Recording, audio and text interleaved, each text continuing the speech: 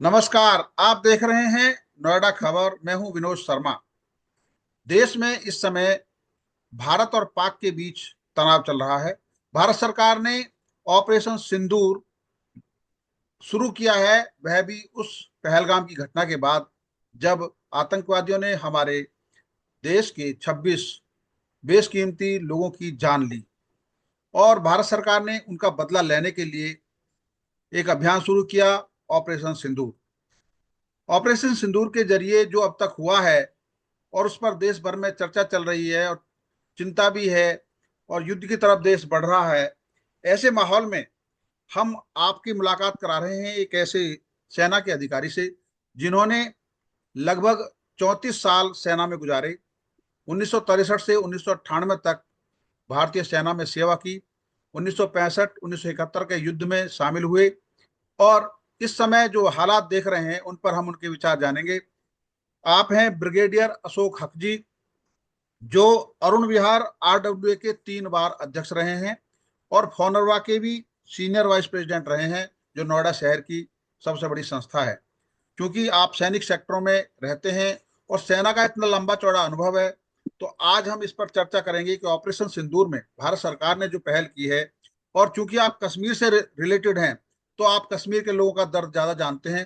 तो मैं आज ब्रिगेडियर अशोक जी का आज के इस कार्यक्रम में समय देने पर स्वागत करता हूं। नमस्कार सर।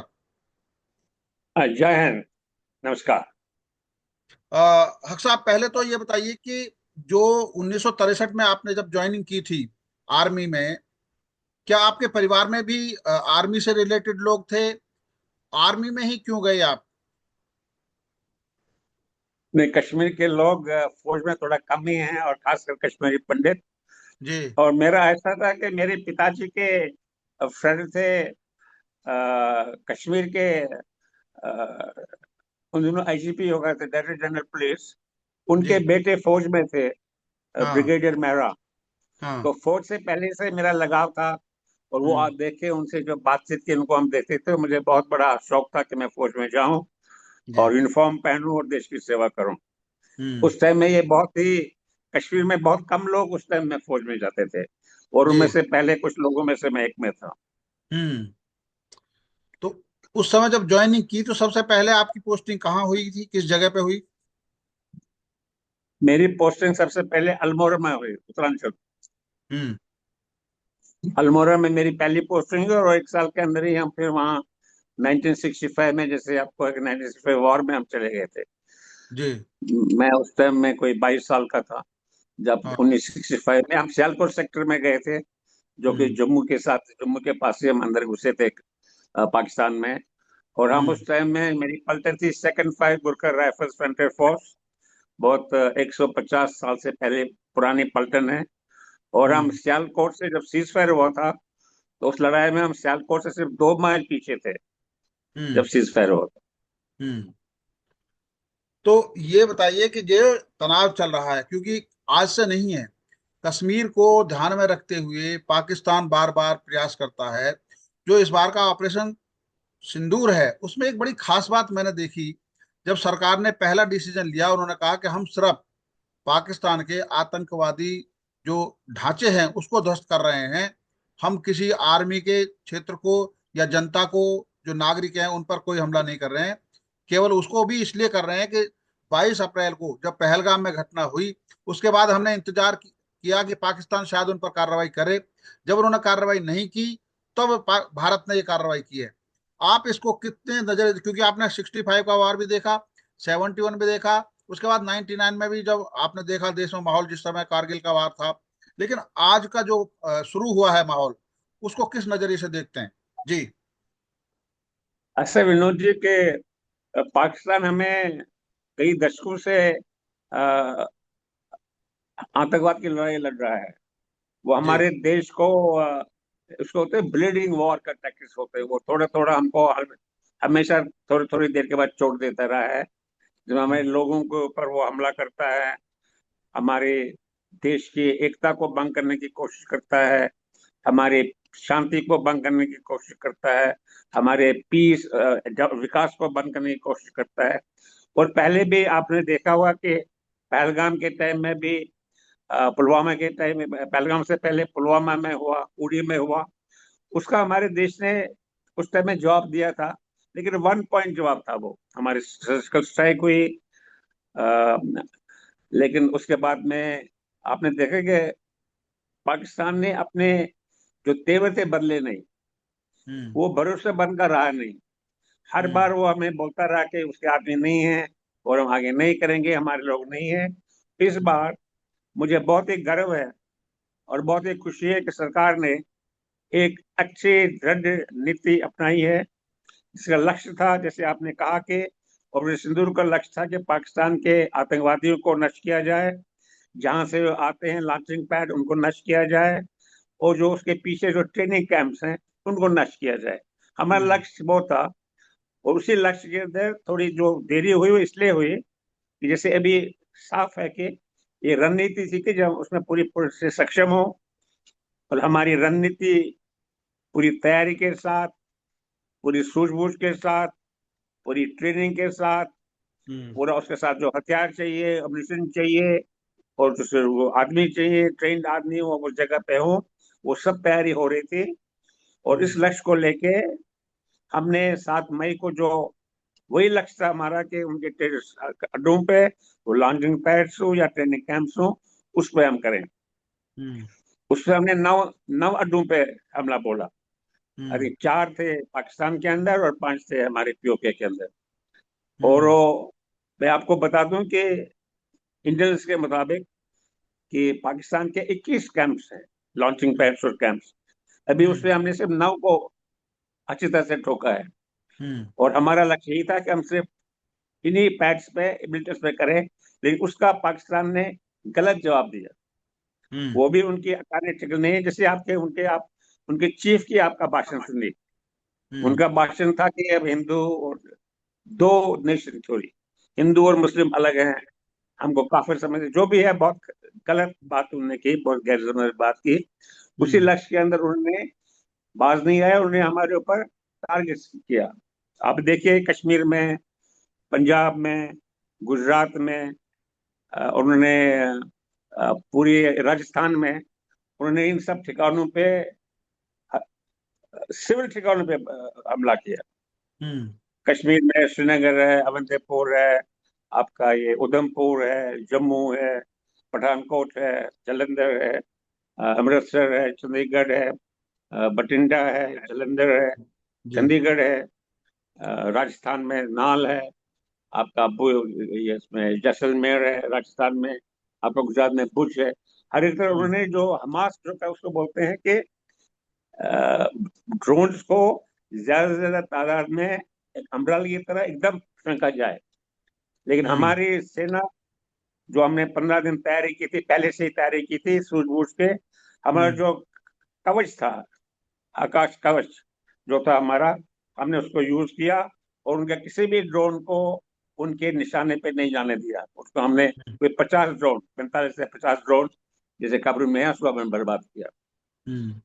तो हमने उसका मुंह तोड़ जवाब दिया। जब उन्होंने हमारे यहाँ से हमला किया, तो हमने उसका फिर वापस उनको उनके हेडक्वार्टर्स पे, उनके भावलपुर के पास, अगर आपको याद है कि उनके रडार और surface air warning system Bahawalpur में, हमने उनके 9 हेडक्वार्टर्स पे भावलपुर में हमला किया, उसको नष्ट कर दिया। आपके मसूद अजहर के ठिकाने को पूरा नष्ट किया। और जो हम्म। आदमी था उसका नाम था अब्दुल रऊफ असगर, हम्म। जिसने कि IC-814 जहाज का किडनैपिंग के हिस्सा, उसमें हिस्सा लिया था, उसका लीडर था। उसने उसमें आपके ये वो पुलवामा है अटैक में उसने हिस्सा लिया था, उड़ी में उसने हम हिस्सा लिया था, उसको भी बर्बाद किया है। तो हमने उनको खेती वहां पहुंचा रहे हैं जहाँ की वो फिर आगे हम पर नजर न रख सके। हम्म। हमारा काम है कि हम अपने देश की रक्षा करें। हम अभी तक उनके सिविल ठिकानों पे नहीं बमबारी कर रहे हैं। हम उनके हम्म। लिए मिलिट्री जो सोल्जर्स में, उसका हम जवाबी हमला में दे रहे हैं।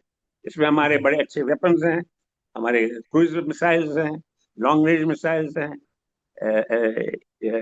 AD सिस्टम है। बहुत अच्छा फौज ने अपना प्रदर्शन दिया है। बहुत एक रणनीति सोच समझ के तैयारी करके, पूरा ट्रेनिंग करके, हर एक हम्म, इक्विपमेंट का पूरा इस्तेमाल करके, कारगर रेंज का इस्तेमाल करके हमने बहुत अच्छा प्रदर्शन किया और बहुत ही जिम्मेदार तरीके से किया है। हम्म। सर एक चीज और है, आपने 65-71 के वार भी लड़े, जो तकनीकी के मामले में सरकार को या सेना को जरूरत जरूरत थी और सरकार ने उसका साथ दिया। आज के समय में हमारी भारत की सेना दुनिया की सेनाओं में किस तरीके से कहाँ खड़ी है मजबूती के मामले में, और पाकिस्तान की सेना कहाँ है? अभी अगर आप ऑपरेशन सिंदूर का देखिए कि पाकिस्तान से तो कोई हमारे साथ कोई कंपैरिजन नहीं करना चाहिए। हम्म। अब उनका जो चाइनीज का जो सिस्टम था, अब पता नहीं वो सिस्टम गलत था कि उनको तरीका नहीं है उसको चलाने का, वो हमने पूरा बर्बाद कर दिया। अभी उनका F-16 हमने बर्बाद कर दिया। उनके खबरों के मुताबिक उनके 2 जेट्स F-16-17 हमने बर्बाद कर दिए। हमने जो भी हमने दागे हैं मिसाइल, वो हम्म। सब long range missile, precision missile, हमने एक टारगेट पे, आपने अगर फोटो देखे होंगे, पूरे बिल्डिंग से पूरे इलाके में, हमने उसी बिल्डिंग के ऊपर उसी इलाके में हमने वो दागे हैं, और हम्म। उसको जो उसका लक्ष्य था बर्बाद करने का, वो हमने किया है। और ये हम्म। पाकिस्तान ने अंधाधुंध बारिश की तरह भाई हर जगह अंधाधुंध दाएं बाएं इधर उधर ड्रोन मारे, कोई ड्रोन नहीं, कोई भी टारगेट पे कारगर नहीं हो सका। हमें हम्म। वो क्षमता है कि हम उनके ड्रोन्स को बर्बाद कर सकें। हमारे पास ऐसे ड्रोन हैं विनोद जी, जो कि 1,000 मीटर तक, किलोमीटर तक आइडेंटिफाई कर सकते आ रहे हैं, और 400 किलोमीटर पर उनको बर्बाद कर सकते, ये हमारे पास शक्ति है। हम्म। जैसे भी S-400 जो आपने देखा भी इस्तेमाल हुआ है। हमारे हम्म। पास air to surface air missiles है, हमारे पास हम्म। AD गन्स हैं, L-70 गन्स हैं। हाँ। हमारे पास भी जहाज भी बड़े अच्छे हैं, राइफल है, मिराज है, बड़ा हम्म। अच्छा उन्हें प्रदर्शन किया है। तो हम्म। हमारी फौज मॉडर्न, इक्विप्ड, ट्रेन्ड, और मोरल हमारा बहुत हाई है, हमारा मनोबल बहुत हाई है, तो बहुत जरूरी है। हर एक हम्म। सिस्टम के पीछे एक आदमी होना चाहिए जिसको आपके पास भरोसा हो, अपने हथियार के ऊपर भरोसा हो, अपने सिस्टम के ऊपर भरोसा हो, और देश को उसके ऊपर भरोसा होना चाहिए। ये हमने हम्म। करके दिखाया है। सर आप चूंकि कश्मीर से हैं, और कश्मीर के लोगों को सबसे ज्यादा झेलना पड़ा है, आतंकवाद का सबसे ज्यादा अगर असर पड़ा है तो कश्मीर पे पड़ा है। आप उस समय की, जब आप कश्मीर में थे, और कैसा कश्मीर था उस समय, और किस तरीके से आतंकवादियों ने कश्मीर को एक सुंदर स्वर्ग वाला कश्मीर से एक आतंकग्रस्त कश्मीर बना दिया। आप कुछ इस तरह का किस्सा हमारे साथ शेयर करना चाहेंगे जो वहां के कश्मीर का हो?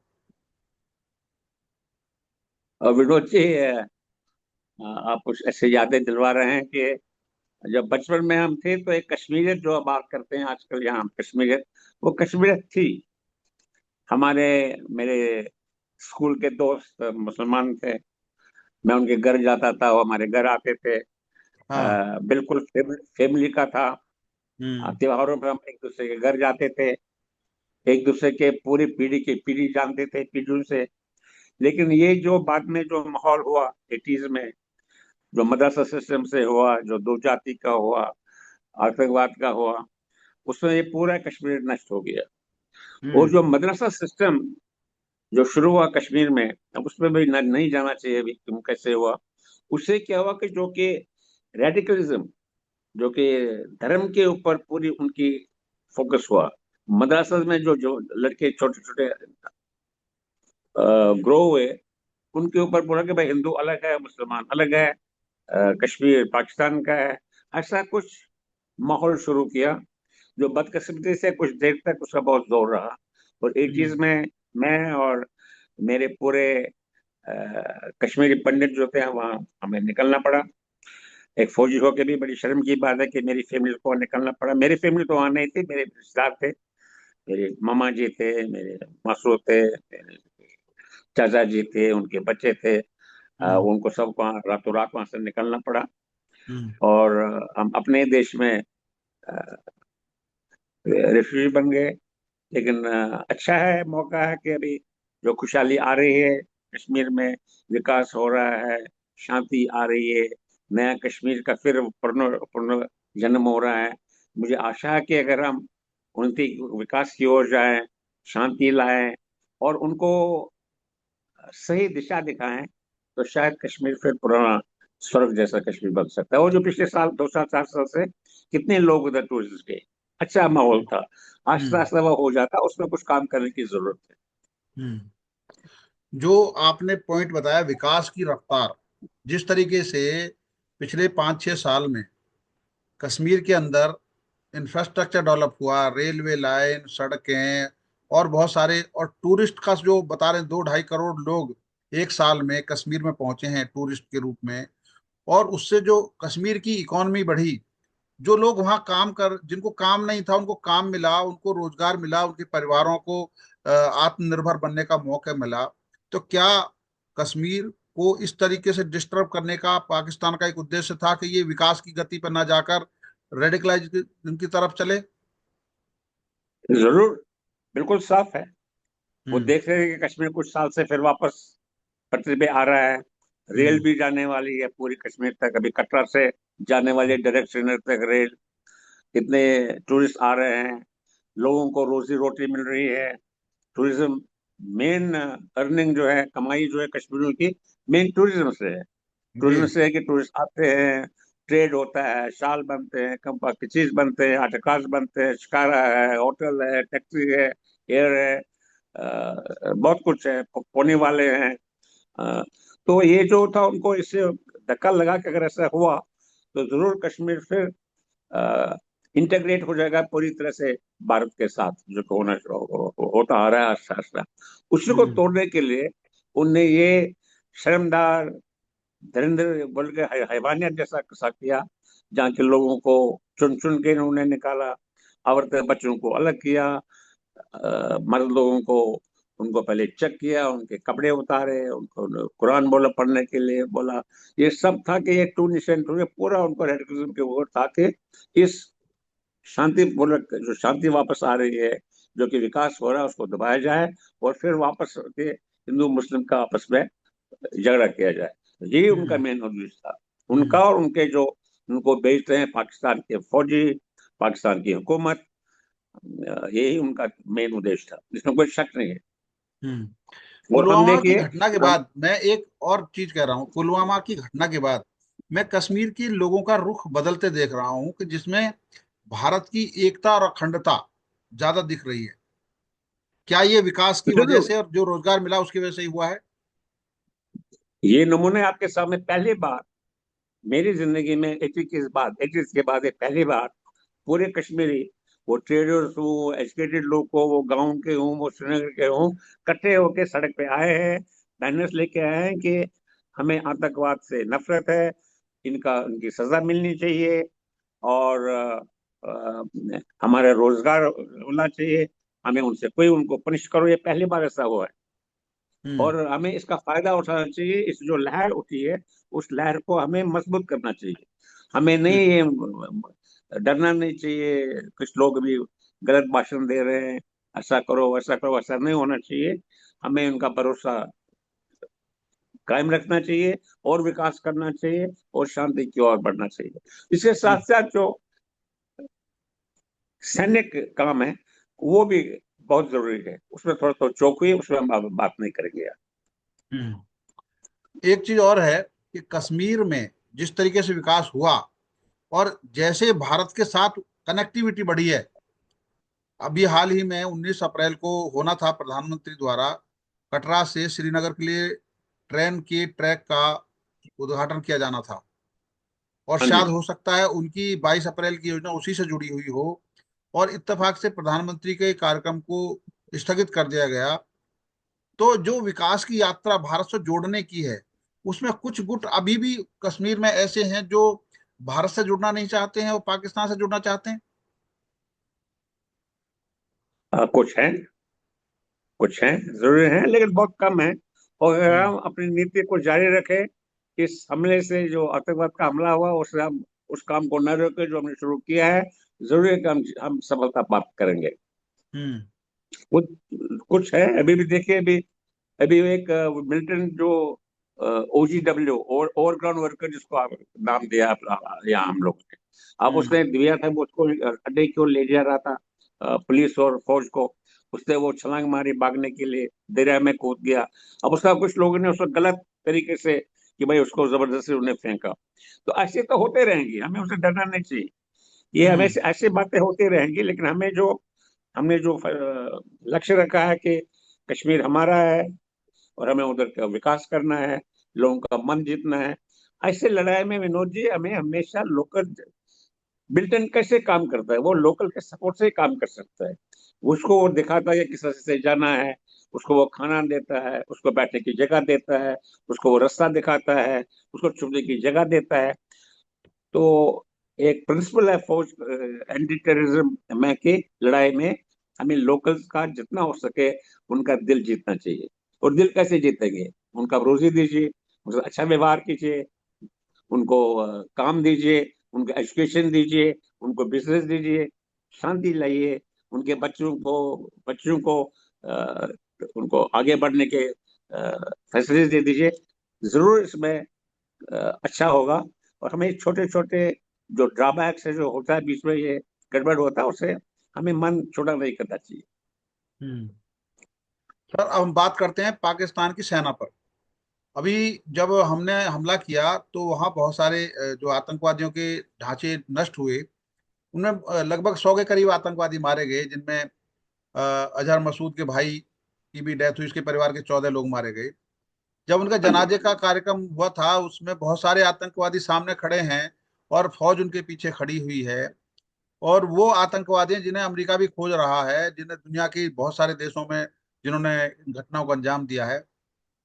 तो कहीं ना कहीं ऐसा लगता है कि वो कश्मीर पाकिस्तान की सेना के साथ ज्यादा जुड़े हैं, बजाय वहां के राजनीतिक दलों के। आतंकवादी संगठन पाकिस्तान की सेना के साथ ज्यादा जुड़े हुए हैं, और इसलिए बार बार तख्तापलट भी होते हैं, बार बार पाकिस्तान में अस्थिरता होती है।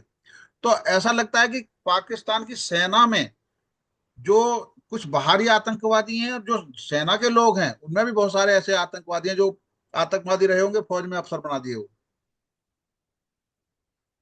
जी। ऐसा है कि ये सारी दुनिया ने देखा है कि जब उनके जो ठिकाने पे लोग मरे, स्पेशली इसके मकसूद के लोग उनके काफिले के साथ ये फौजी अफसर वहाँ यूनिफॉर्म में जाके वहाँ सलामी दे रहे थे। इससे ज्यादा प्रूफ दुनिया को क्या चाहिए? हम्म। इससे ज्यादा उनकी जो दो नेशन की थ्योरी है, जो हमारे खिलाफ उनके ऊपर जहर है, तो ये सब फौज का है। और देयरफॉर जैसे सरकार ने भी जो लक्ष्य रखा है कि मिलिटेंट्स का नष्ट किया जाए, उसके साथ साथ जरूरी है, मुझे पूरा भरोसा है कि सरकार ऐसा कर रही है कि इनके जो सैनिकों को, जो सैनिक इनके लोग हैं, अफसर्स हैं, उनके इंस्ट्रक्टर्स हैं, उनको भी सबक दिखाया जाए।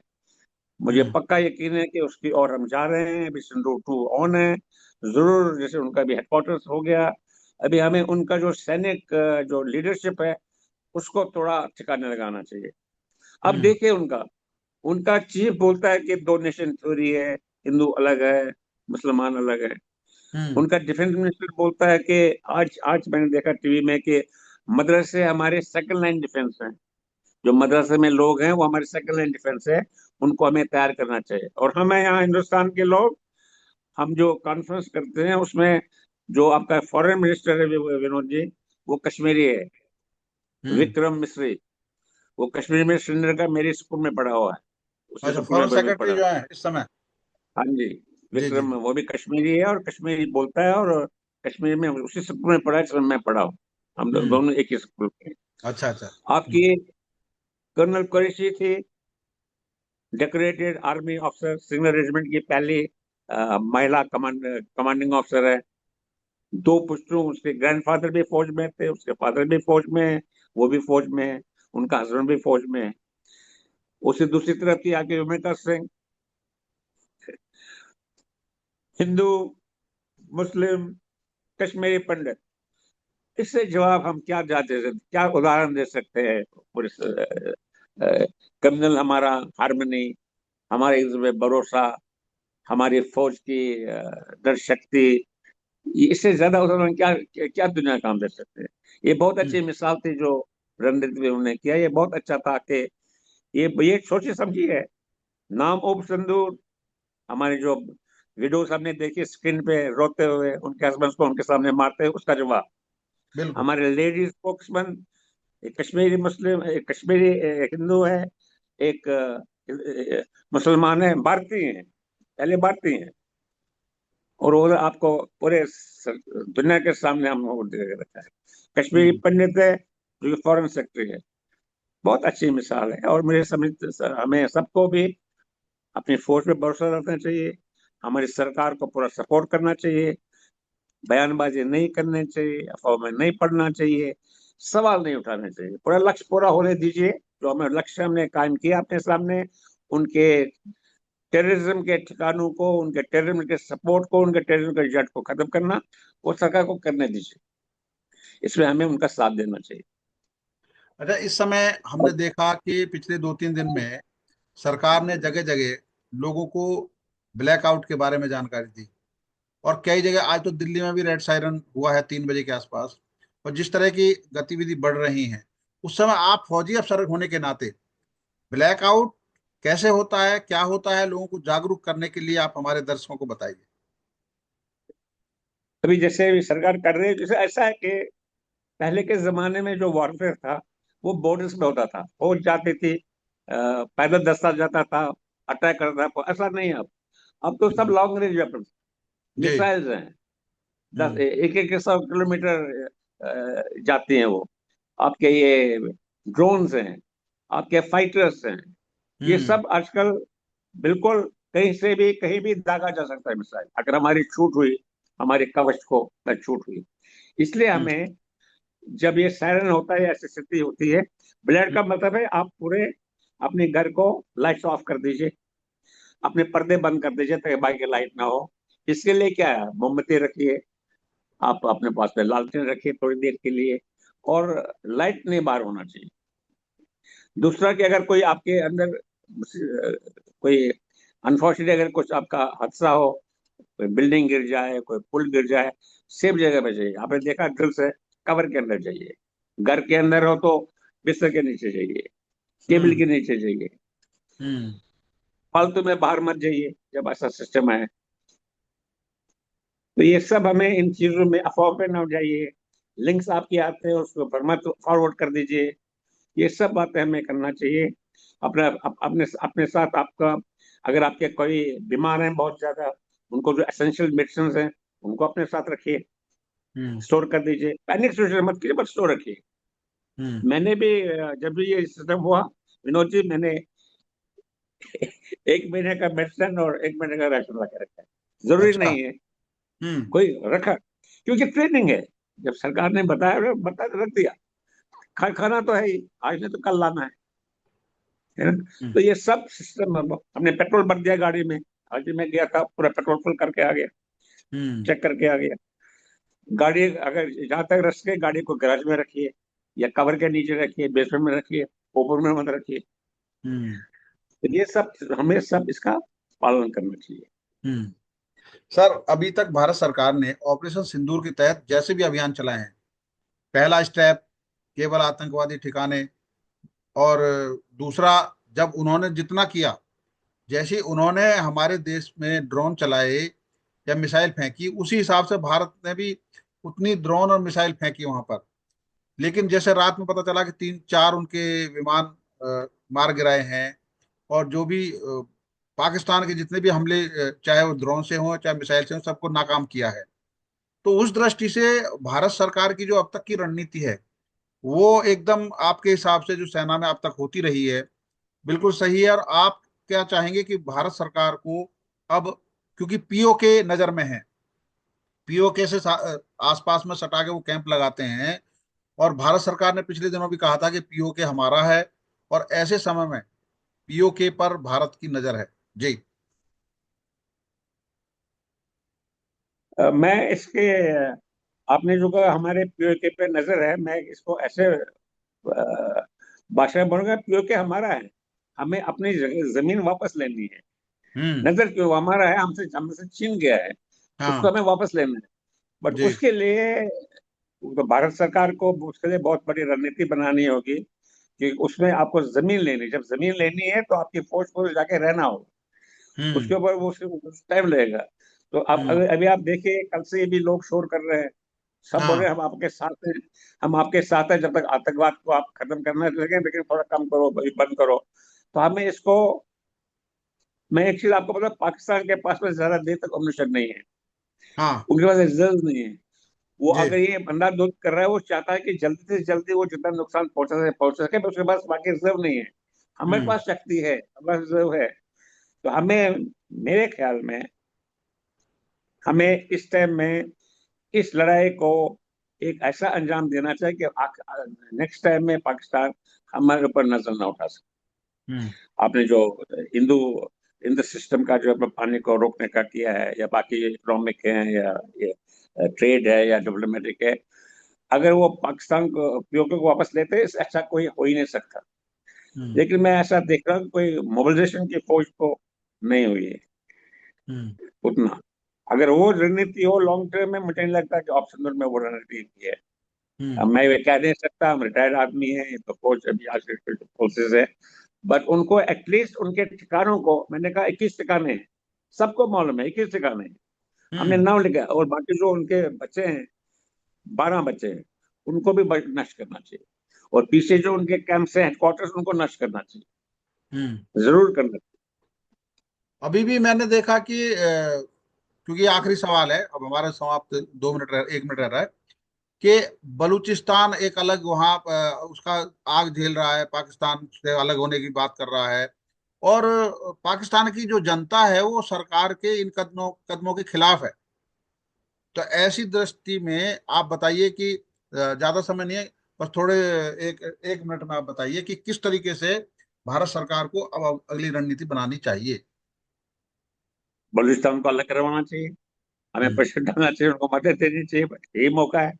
पाकिस्तान हम्म। के 2 टुकड़े कर दीजिए, हम्म। उनकी ताकत को खत्म कर दीजिए, उनके हम्म। जो पावर सेंटर्स है उसको नष्ट कर दीजिए, और उनको एक्सपोज कीजिए। अभी देखिए, आपने पूरा देखा, हमने हर एक का डॉक्यूमेंट्री प्रूफ दिया है, वीडियो और फोटोग्राफी, बहुत अच्छा रणनीति, बहुत अच्छा रणनीति इसमें। और पूरे हम्म। देश, पूरे वर्ल्ड में हमारा इंफॉर्मेशन दे दीजिए। हम्म। पाकिस्तान के टेररिस्ट और उनके मिलिट्री इंस्ट्रक्शंस को बहुत बर्बाद करना चाहिए हमें, वो हमारा रणनीति। हम्म। आपसे बहुत इस संदर्भ में बहुत महत्वपूर्ण जानकारी दी हक साहब।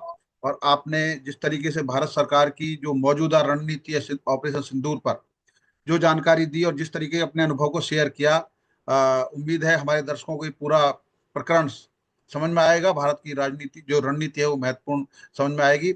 आपका बहुत बहुत धन्यवाद, आपने हमें समय दिया ऑपरेशन सिंदूर के बारे में महत्वपूर्ण जानकारी देने के लिए। नमस्कार ब्रिगेडियर साहब। धन्यवाद, बहुत बहुत धन्यवाद, जय हिंद।